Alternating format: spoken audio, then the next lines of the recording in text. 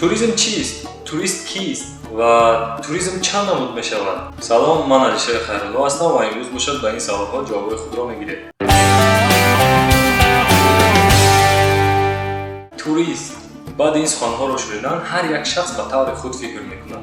баъзе аз одамон фикр мекунанд ки турист ин як шахси ҳамеша хандонрӯ ва бо ҷомадони пур аз стикерҳо аз фурудгоҳҳои байналмилалӣ. ва қисми дигари одамон бошанд фикр мекунанд ки турист ин як бечорае ки дар пушташ як ҷуздони калон ва ҳама вақт ба куҷое равона аст. хоб ба фикри шумо кадоме аз инҳо турист аст? бале, ҷавоби имрӯзаи мо ҳарду инҳо турист ба ҳисоб меравад. барои чӣ ҷавоби имрӯзаи мо? чунки якчанд сол пеш, тақрибан 200 ё ин ки 300 сол пеш, мардум шахсе ки бо ҷомадон ҳаракат мекард ё ки ба ягон ҷо сафар мекард, вайро мусофир мегуфтанд ва танҳо шахсе ки бо ҷуздон ҳаракат мекард, вайро сайёҳ мегуфтанд.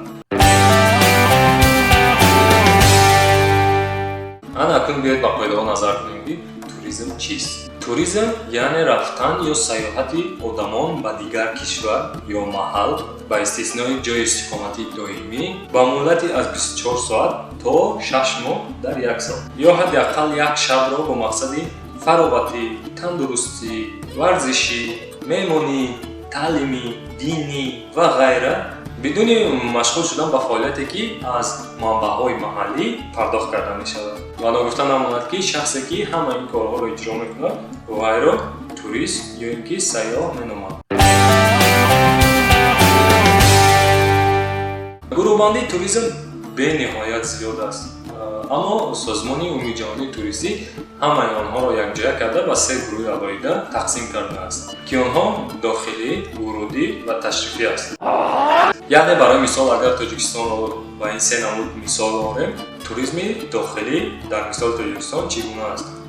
яъне шаҳрвандони ҷумҳурии Тоҷикистон дар дохили Тоҷикистон сайру сайёҳат кунанд, ин мешавад туризми дохилӣ. туризми вурудӣ бошад, яъне сайру сайёҳати мардуме ки аҳолии Тоҷикистон ба ҳисоб намераванд дар дохили Тоҷикистон. ва туризми ташрифӣ бошад, ин ташриф овардани аҳолии Тоҷикистон, яъне мардуми Тоҷикистон ба дигар кишварҳо. фаҳмо узр фаҳмидед? вобаста ба меъёрҳое ки сафар бо онҳо арзёбӣ карда мешавад, туризмро ба якчанд навъ ҷудо мекунад. таълимӣ ё экскурсионӣ, рекреатсионӣ, варзишӣ, тиҷоратӣ, динӣ ва ғайраҳо. боз метавон аз рӯи таҷҳизот, шакли ташкил, сину сол, ҷиҳати иҷтимоӣ ва ғайраҳо туризмро гурӯҳбандӣ кард. ана чӣ гуна аст гурӯҳбандии замонавии соҳаи сайёҳӣ. ва ҳар як аз ин гурӯҳбандиҳо як хусусияти мушаххаси худро дорад.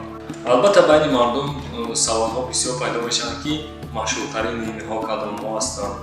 ва айни замон ду намуди гурӯҳбандии туризм аст ки як прогресси калонро дар худ доранд ва инҳо туризми серамал ва варзишӣ ба ҳисоб мераванд.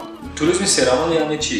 маълумотҳо ба мо мегӯянд туризми серамал туризм бо истифода аз намудҳои фаъоли соҳаи сайёҳӣ, яъне пиёда, лижаронӣ, велосипедронӣ ва ҳатто саворӣ аст дар қаламравҳое ки ландшафтҳо ё ки манзараҳои зебои худро, беназири худро нигоҳ доштаанд ва албатта ки рушди назаррас доранд. ин аст туризми серамал. туризме ки бо таври гурӯҳбандии серамал ташкил карда мешавад, боз дар навбати худ туризми варзишӣ низ шуда метавонад. яъне варзише ки ҳадафи асосии он баланд бардоштани маҳорати варзиши шахс дар рафъи монеаҳои табиӣ мебошад, туризми варзишӣ номида мешавад. аз рӯи навод бошад туризми варзишӣ ҷудо мешавад ба кӯҳнавардӣ, лижаронӣ, шухпаймоӣ, обӣ, спелеологӣ, бодбонӣ ва ғайраҳо. аз рӯи ҳаракат бошад ҷудо мешавад тавассути намудҳои автомобил, дучарха, намудҳои ҳайвонотҳои саворӣ, омехта. аз рӯи синни сол аз ҷиҳати иҷтимоӣ бошад ҷудо мешавад барои кӯдакон, барои ҷавонон, барои калонсолон, оилавӣ ва барои шахсони имконияташон маҳдуд. чӣ хеле ки дар боло қайд карда гузаштем, дар соҳаи сайёҳӣ айни ҳол ҳамин ду намуди туризм бисёртар рушд кардааст.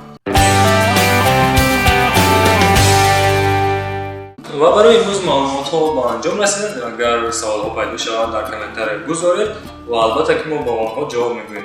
با شما بودم علیشیر خیرالله. در کانال ما آبونه شدن را فراموش نکنید، چون که هر یک آخری هفته معلومات های نوی سوال سریع با زبان ترکی در کانال ما پرداخته میشه و معلومات های ضروری را با خودتان البته که گیرید.